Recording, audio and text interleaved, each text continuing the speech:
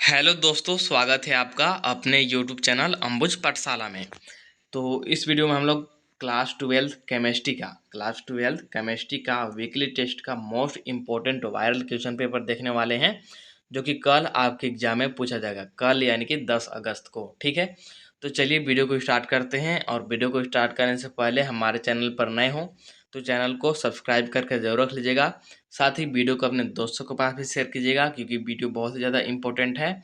और साथ ही Telegram group को जरूर ज्वाइन करके रख लीजिएगा। टेलीग्राम ग्रुप का लिंक डिस्क्रिप्शन में दिया हुआ है, डिस्क्रिप्शन में जाइए, वहाँ पर आपको टेलीग्राम ग्रुप का लिंक मिलेगा, उसको ज्वाइन कर लीजिए। साथ ही इंस्टाग्राम पर भी मुझे फॉलो जरूर कीजिएगा, क्योंकि आपका कोई भी डाउट वगैरह हो, पर्सनल इश्यू हो, आप मुझे वहाँ पर डीएम कर सकते हैं, आपके डीएम का रिप्लाई जरूर मिलेगा। तो चलिए स्टार्ट करते हैं। और इस वीडियो में हम लोग ऑब्जेक्टिव और सब्जेक्टिव दोनों का देखने वाला है विथ फुल कॉन्सेप्ट। आपको यहाँ पर पूरा कॉन्सेप्ट भी बताएंगे। ठीक है, तो चलिए स्टार्ट करते हैं और एक एक करके देख लेते हैं। तो सबसे पहले क्वेश्चन नंबर 1 है, क्योंकि सबसे पहले ऑब्जेक्टिव आता है क्वेश्चन।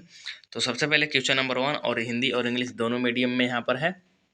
ठीक है, तो क्या है कि the molar conductivity of an electrolyte increases as, यानी कि एक इलेक्ट्रोलाइट का मोलर कंडक्टिविटी कब इंक्रीज होगा, ये बताना है। कि हिंदी में दिया गया कि विद्युत अपघटन विलयन की चालकता में वृद्धि होती है, तो कब। ऑप्शन आपको दिया गया है डाइल्यूशन इंक्रीजेज, फिर है टेम्परेचर इंक्रीजेज, फिर है डाइल्यूशन डिक्रीजेज, और फिर है नॉन ऑफ दीज। यानी कि जब तनुता में वृद्धि होती है, या फिर जब तापमान में वृद्धि होती है, या फिर तनुता में कमी होती है तब, या फिर इनमें से कोई नहीं होगा। तो अगर इसका राइट आंसर की बात करें तो राइट आंसर क्या जाएगा, तो डाइल्यूशन इंक्रीज, यानी कि जब तनुता में वृद्धि होती है तब मोलर कंडक्टिविटी में भी इंक्रीज होता है। किसका? इलेक्ट्रोलाइट का मोलर कंडक्टिविटी ना। तो ऑप्शन नंबर यहाँ पर ए हो जाएगा आपका करेक्ट, फर्स्ट नंबर वाले क्वेश्चन का। इसके बाद आते हैं सेकेंड नंबर वाला क्वेश्चन, मोस्ट जेन्यून और इम्पोर्टेंट क्वेश्चन है। ये आपको वीकली टेस्ट में तो देखने को मिलेगा ही साथ ये आपको फाइनल बोर्ड एग्जाम में भी देखने को मिलेगा। तो क्या है सेकेंड नंबर वाला question, EMF of a cell with nickel and copper electrode will be given। तो EMF आपको निकालना है एक सेल का, और निकिल और कॉपर के साथ इसका इलेक्ट्रोलाइट दिया हुआ है। तो निकिल तथा कॉपर इलेक्ट्रोड वाले सेल का EMF निकाले दिया गया है आपको, यहाँ पर ये दिया गया है। इसकी मदद से आपको निकालना है EMF। ठीक है, तो कैसे निकालेंगे, तो सबसे पहले आपको फार्मूला पता होना चाहिए कि हम लोग निकालते कैसे हैं। EMF मतलब ई सेल ही होता है। तो हम लोग जानते हैं कि E cell is equal to क्या होता है, E cell is equal to होता है हमारे पास E naught cathode minus E naught anode. ये होता है फार्मूला आप लोग पढ़ चुके होंगे, और नहीं पढ़े होंगे तो ध्यान रखिए, ये होता है फार्मूला। और हमेशा यहाँ पर ध्यान रखिएगा, चाहे कैथोड हो या फिर एनोड है, हम लोग हमेशा रिडक्शन पोटेंशियल ही लेते हैं। रिडक्शन पोटेंशियल वैल्यू का ही यूज करते हैं। रिडक्शन पोटेंशियल वैल्यू का क्या मतलब है, कि रिडक्शन का क्या मतलब होता है कि जो ऑक्सीडेशन नंबर होता है वो डिक्रीज होना चाहिए। तो ऑक्सीडेशन नंबर डिक्रीज हो, ऐसा हम लोग यहाँ पर पोटेंशियल का यूज करते हैं। जैसे यहाँ पर दिया हुआ क्या है कि ई नोट निकिल +2 से निकिल दिया हुआ है, यहाँ पर इसका ऑक्सीडेशन 2 है, जबकि यहाँ पर आके 0 हो गया, मतलब कि डिक्रीज हुआ है, मतलब कि ये रिडक्शन पोटेंशियल ही दिया हुआ है। ठीक है, तो इसका वैल्यू हम लोग directly as it is use कर लेंगे। इसके बाद अगलका का देखें तो ई नोट Cu2+ से Cu है, मतलब इसका भी रिडक्शन पोटेंशियल ही दिया गया है। कैसे पता चल रहा है, तो आपको यहाँ पर दिख रहा होगा जो ऑक्सीडेशन नंबर है 2 से 0 हो रहा है, 2 से 0 हो रहा है, मतलब कि कम हो रहा है। ठीक ना, ये रिडक्शन पोटेंशियल है, और इसका हम लोग वैल्यू डायरेक्टली यूज करेंगे। तो बस यही ध्यान रखिएगा। और कभी अगर ऐसा आपको दे दें, मैं कॉन्सेप्ट पूरा बता दे रहा हूँ, ध्यान रखिएगा, कि कभी ऐसा दे दे कि ई नोट आपको दे दे Cu से Cu2+ दे दे, और इसका वैल्यू आपको दे दे यही वाला कि 0.34 है, 0.34। तो आपको क्या करना है, इसका बस कुछ नहीं करना है, इसमें साइन चेंज कर देना है, -0.34 आपको वैल्यू यूज कर लेना है। क्यों? क्योंकि यहाँ पर ये रिडक्शन पोटेंशियल नहीं दिया है, ये उल्टा दिया है, इसीलिए यहाँ पर सिर्फ माइनस लगा देंगे तो बात बन जाएगा। आई थिंक आपको समझ में आ गया होगा कि इसका कॉन्सेप्ट क्या है। थोड़ा सा मैंने आपको कॉन्सेप्ट डीप बताया है, बट आपको ये बहुत काम आएगा। ठीक है, तो बस हम लोग इसी का यूज करते हैं। तो क्या आ जाएगा हमारा, ई सेल क्या आ जाएगा हमारे पास, ई नोट क्या था, ई नोट कैथोड था ना, तो कैथोड पर हमारे यहाँ पर कौन सा जाएगा, कैथोड पर हमारा यहाँ पर कॉपर आएगा। तो यहाँ पर आ जाएगा 0.34 और माइनस था हमारे यहाँ पर, और यहाँ पर इस बार आ गया निकल वाला तो माइनस का 0.25। ठीक है, तो माइनस माइनस हो जाएगा प्लस, यानी कि 0.34 प्लस 0.25, तो इसको जोड़ेंगे तो आ जाएगा हमारा 0.59, राइट। तो ऑप्शन नंबर यहाँ पर हो जाएगा ए करेक्ट। इसके बाद देखिए थर्ड नंबर का क्वेश्चन क्या बोल रहा है, how many coulombs of charge is required for reduction of 1 mole of Al3 to Al, यानी कि 1 मोल Al3 को Al में अपचयन करने के लिए कितने कूलम आवेश की आवश्यकता होगी। तो सबसे पहले हम लोग इसका बैलेंस इक्वेशन लिख लेंगे, इसके बाद तो ये बहुत ही सिंपल है। तो क्या है हमारे पास Al3+ है, Al3+ है, तो इसको 3 इलेक्ट्रॉन देंगे तब जाकर के ये बन जाएगा हमारा Al। ठीक, ये लिख लिए हम लोगों ने इक्वेशन, ये हो गया हमारा इक्वेशन। और हम जानते हैं कि 1 इलेक्ट्रॉन बराबर क्या होता है, 1 फैरेड होता है, 1 फैरेड। तो 3 इलेक्ट्रॉन बराबर कितना आ जाएगा, 3 फैरेड। 3 इलेक्ट्रॉन बराबर कितना आ जाएगा, 3 इलेक्ट्रॉन बराबर 3 फैरेड। और हम ये भी जानते हैं कि 1 फैरेड का मान कूलम में कितना होता है आवेश के रूप में, तो ये होता है 96500 कूलम। ठीक, ये होता है।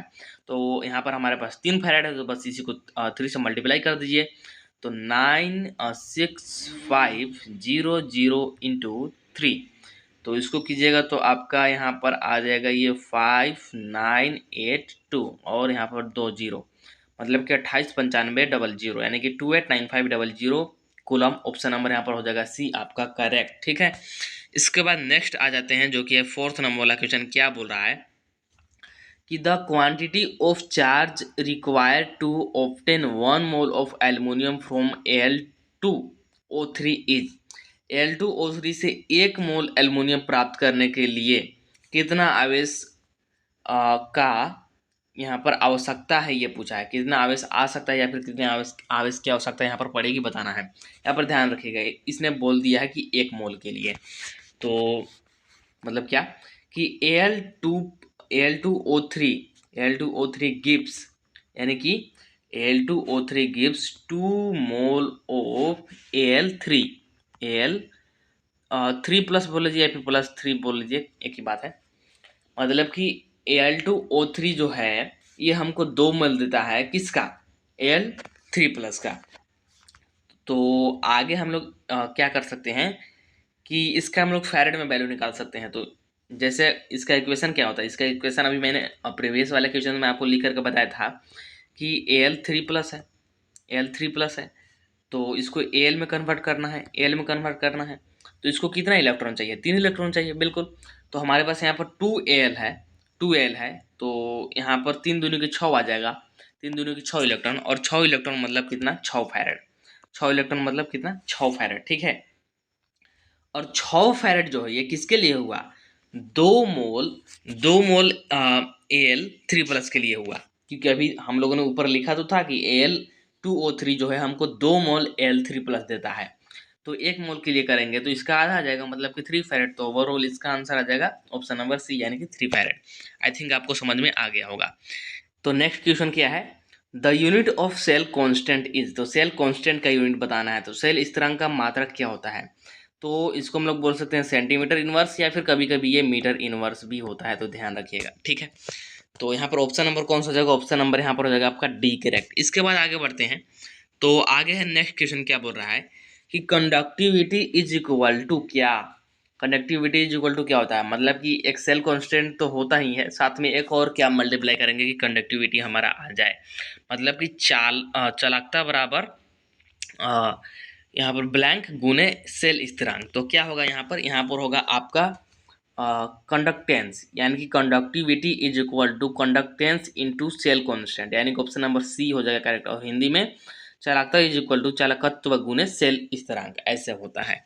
इसके बाद आगे आ जाते हैं, तो नेक्स्ट क्वेश्चन है आपका, क्या बोल रहा है, यहाँ पर थोड़ा सा छोटा करता हूँ और इसके बाद आपको दिखेगा। हाँ, अब देखिए, plot shown below between concentration and time, इधर कंसंट्रेशन दिया हुआ है और इधर ये टाइम दिया हुआ है, टाइम, ठीक है, T. Which of the given order is shown by the graph, यानी कि ये जो दिया हुआ है, इधर कंसंट्रेशन इधर टाइम और ये स्लोप आपको दिया हो, तो बस ये बताना कि ये कौन से ऑर्डर का यहाँ पर ये ग्राफ है बताना है। तो हम लोग जानते हैं जो जनरल होता है y बराबर एम एक्स प्लस सी होता है ना, तो इसी से हम लोग क्या कर देंगे, कंपेयर कर देंगे, इसी से करेंगे कंपेयर। इससे कंपेयर करेंगे तो यहाँ पर आ जाएगा हमारा a माइनस ए एक्स, और यहाँ पर जो भी है माइनस का के टी आ जाएगा, हाँ माइनस का के टी और प्लस में ए नोट। तो ये ऐसे होता है। इसका अगर जनरल मतलब फॉर्म देखें तो ऐसे होता है कि कंसंट्रेशन ए होता है और यहाँ पर होता है माइनस का के टी प्लस ए नोट। और ये किसका होता है, ये अब आपको यहाँ से देख करके पता चल रहा होगा कि ये किस ऑर्डर रिएक्शन का ये फॉर्मेट है। तो ये जीरो ऑर्डर रिएक्शन का है ना, जीरो ऑर्डर रिएक्शन का ये फॉर्मेट है। तो राइट आंसर का जाएगा, इसका राइट आंसर आ जाएगा जीरो ऑर्डर, यानी कि शून्य कोटि। ये जो ग्राफ है ये शून्य कोटि का है, तो यहाँ पर ऑप्शन नंबर हो जाएगा आपका सी करेक्ट। इसके बाद नेक्स्ट देखिए, नेक्स्ट क्वेश्चन क्या है कि radio active disintegration is an example of.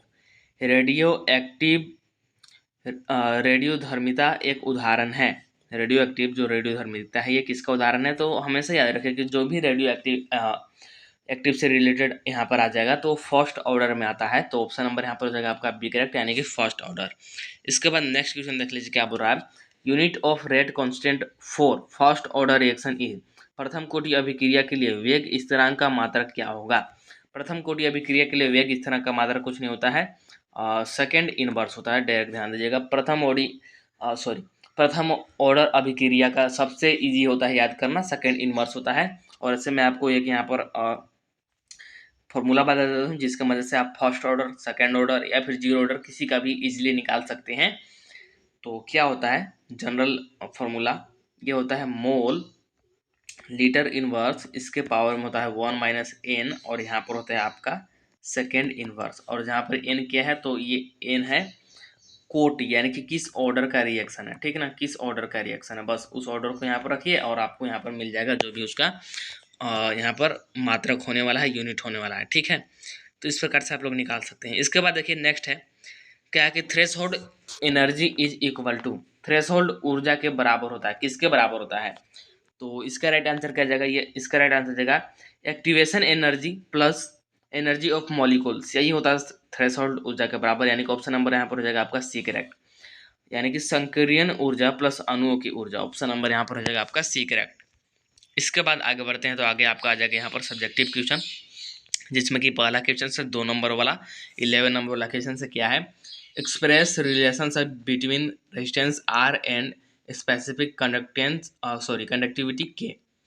तो प्रतिरोध और विशिष्ट चालकता में संबंध बताना है, संबंध दर्शाना। तो बहुत ही सिंपल होता है, यहाँ पर देखिए इसका आंसर बहुत ही सिंपल होता है। K is equal to 1/r into में एल बाई ए, जहाँ पर कि एल बाई ए क्या है, सेल कॉन्स्टेंट है, यानी कि सेल स्थिरांक है। बस यही आपको दर्शाना होता है, 2 नंबर मिल गए। इसके बाद आगे बढ़ते हैं, तो 12 नंबर वाला क्वेश्चन क्या है कि डिफाइन ए स्पेसिफिक कंडक्टेंस और कंडक्टिविटी।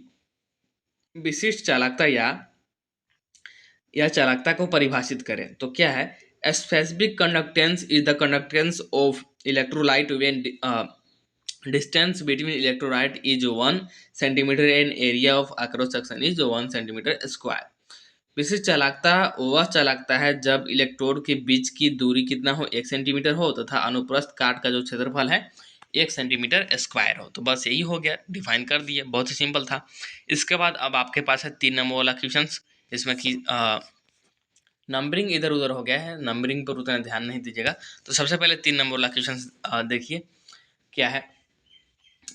तो यहाँ पर देखिए, if a current of 1.5 ampere flow through a metallic wire for 3 hours, then how many electrons would flow through the wire. यानी कि किसी धात्विक तार से 1.5 एम्पियर विद्युत धारा 3 घंटे तक प्रवाहित होती है, तो तार से कितने इलेक्ट्रॉनों का प्रवाह होगा। तो यहाँ पर इलेक्ट्रॉन का प्रवाह निकालना है, मतलब कि एक प्रकार से इलेक्ट्रॉनों की संख्या निकालना है। तो कुछ नहीं करेंगे, क्या क्या गिवन है सबसे पहले लिख लेंगे। तो हमको यहाँ पर करंट गिवन है, यानी कि विद्युत धारा गिवन है, ठीक है। टाइम गिवन है, इसको सेकेंड में कन्वर्ट कर लिए, और साथ ही हमको मतलब यही दोनों चीज़ हमको दिया हुआ है। तो सबसे पहले यहाँ पर आवेश निकाल लेंगे, यानी कि चार्ज। तो Q बराबर IT होता है, I 1.5 है और T को सेकेंड में कन्वर्ट करने पर इतना आया, जिससे कि हमारा आवेश निकल कर आ गया 162 कूलम। ठीक है, ये निकल के आ गया। अब आवेश निकाल लिए तो हम लोग जानते हैं charge on 1 electron is equal to इतना होता है 1.602 इंटू 10⁻⁻19 कूलम। ठीक है, तो नंबर ऑफ इलेक्ट्रॉन, तो ये जो हमारा चार्ज है इसको ऊपर रख देंगे और इससे कर देंगे डिवाइड, तो बस हमारा नंबर ऑफ इलेक्ट्रॉन निकल के आ गया, बात खत्म। इसके बाद नेक्स्ट क्वेश्चन देख लीजिए क्या बोल रहा है। How much metal will be deposited when a current of 12 ampere is pass through the cell for 3 hour. और यहाँ पर आपको जेड का वैल्यू गिवन है, तो पूछ रहा कि कितनी मात्रा में धातु अवक्षेपित होगा जब 12 एम्पियर का विद्युत धारा 3 घंटा तक प्रवाहित होता है। ठीक है, और जेड का मान आपको दिया गया है, तो बस कुछ नहीं करेंगे, सबसे पहले क्या क्या दे रखा है लिख लेंगे। तो हमको धारा दे रखा है, टाइम दे रखा है, सेकंड में कन्वर्ट कर लेंगे, और हम लोग जानते हैं W बराबर जेड आई टी होता है। जेड का मान दे दिया है, आई का मान हमको यहाँ पर गिवन है, और साथ में टी को हम लोगों ने सेकंड में कन्वर्ट कर ही लिया। तो बस गुना कीजिए, आ गया आपका आंसर, बात खत्म। तो 5 नंबर वाला क्वेश्चन मैंने यहाँ पर नहीं लिया है। अगर आप लोग बोलते हैं तो 5 नंबर वाला क्वेश्चन का अलग से मैं वीडियो बना दूंगा या फिर टेलीग्राम ग्रुप में सेंड कर दूंगा। ठीक है, तो इस वीडियो में इतना ही। तो आपको वीडियो पसंद आया हो तो वीडियो को लाइक जरूर कीजिएगा, और साथ ही आई होप कि आपको यहाँ पर पूरा कॉन्सेप्ट समझ में आया होगा, और साथ ही साथ चैनल को सब्सक्राइब करके रख लीजिएगा, क्योंकि आपको आंसर की वगैरह सबसे पहले आपको इसी चैनल पर देखने को मिलता है। तो इस वीडियो में इतना ही, चलिए मिलते हैं नेक्स्ट वीडियो में, तब तक के लिए tata bye bye, see you in the next video.